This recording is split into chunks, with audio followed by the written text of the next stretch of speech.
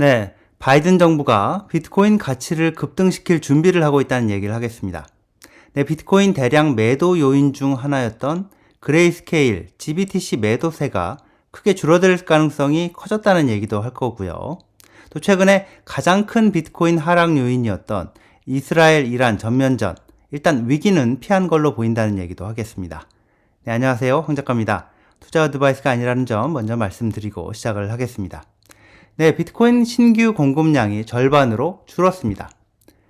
네, 엊그제 또 한 번의 반감이 일어나서 비트코인 채굴 보상으로 받는 비트코인의 양이 하루 900개에서 이렇게 450개로 채굴자들이 받는 이 비트코인 양이 줄어들었는데요.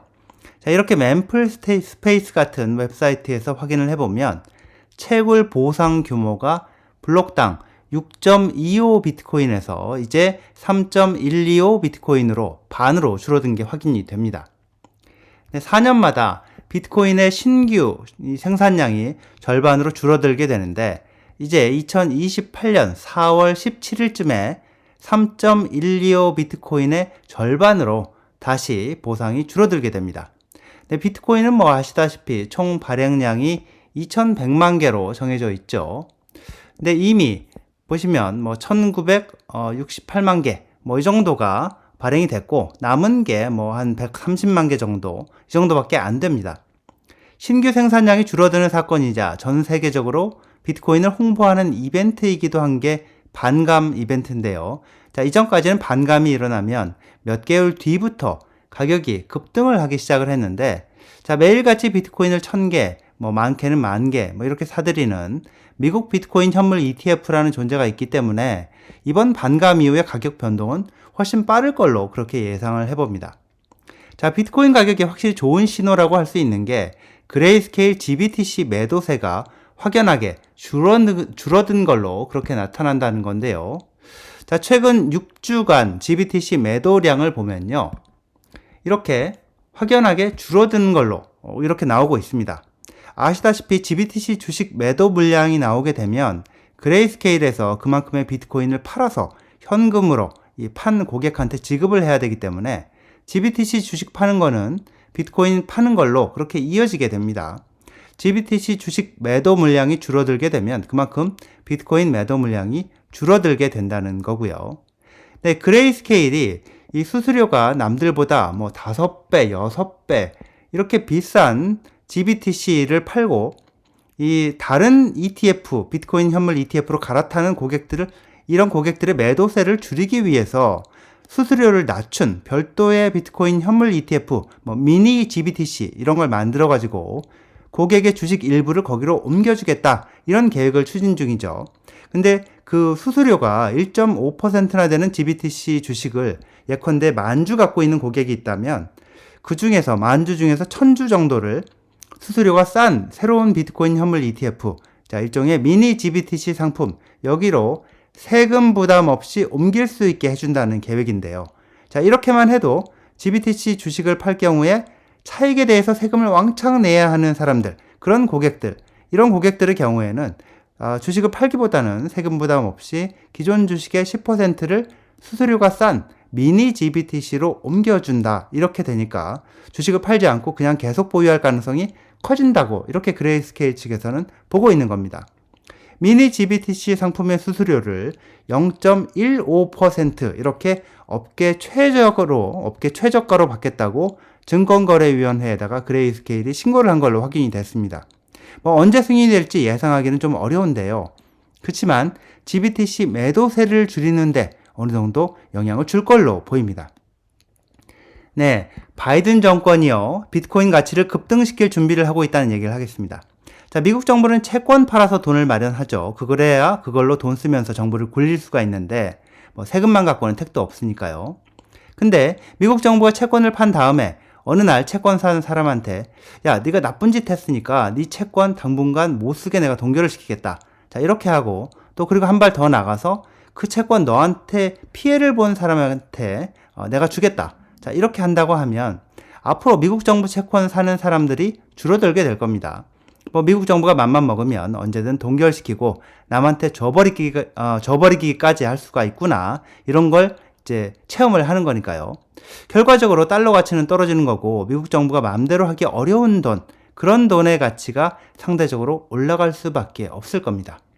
우크라이나 전쟁 이후에 여러 나라 중앙은행들이 뭐 금을 사들인다 이런 뉴스가 나왔던 것도 그런 배경이 있는 거고요. 자, 바이든 민주당 정권이 주도하고 공화당 하원 의장을 비롯한 일부 공화당 의원들이 합세를 해서 우크라이나와 이스라엘에 돈 주고 무기 주는 원조 법안 엊그제 하원에서 통과를 시켰는데요.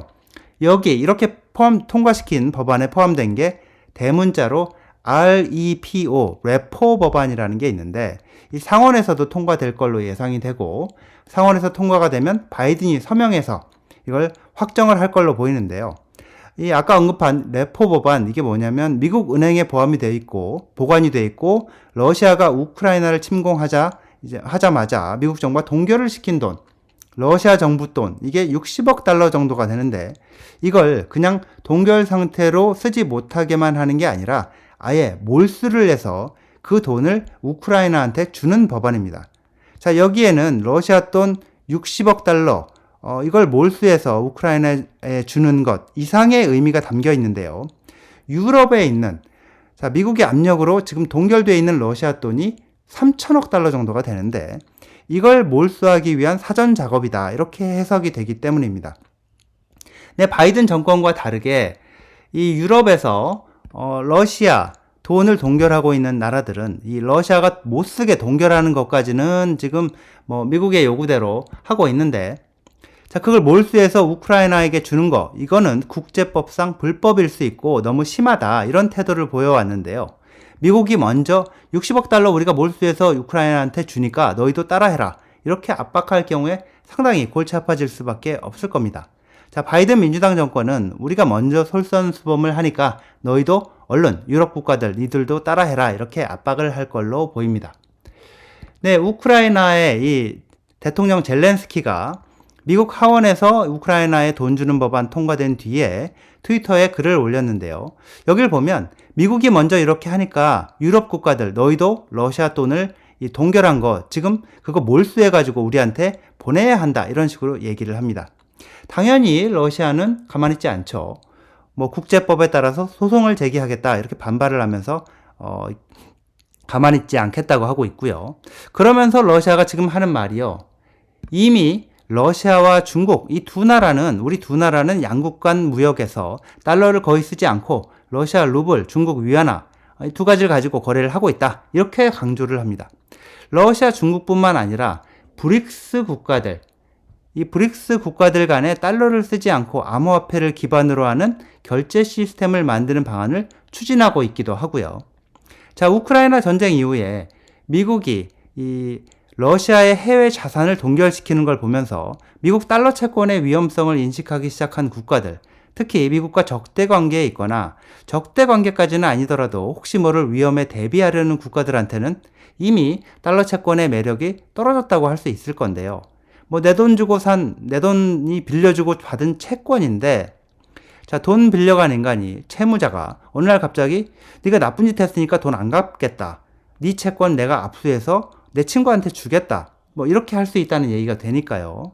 자, 러시아가 그리고 중국이 달러 거래를 거의 하지 않는다고 하고 또 브릭스 국가들하고 암호화폐로 국가 간 거래를 하는 시스템을 만들겠다고 하고 자, 이러는 상황에서 미국이 러시아한테 판 채권을 동결시켜서 못 쓰게 막는 수준에서 한 발 더 나가서 러시아 돈을 뺏어서 우크라이나에 줄 준비를 지금 하고 있습니다. 자, 이런 걸 보면요. 미국 바이든 정권이 앞장을 서서 비트코인의 가치를 세계 각국 정부에 홍보를 해주는 걸로 뭐 그렇게 해석이 됩니다. 네, 이스라엘, 이란의 전면전 이 위기 상황 짧게 보겠습니다. 일단 현재 보도되는 내용을 보면요. 큰 위기는 좀 피한 걸로 그렇게 보입니다.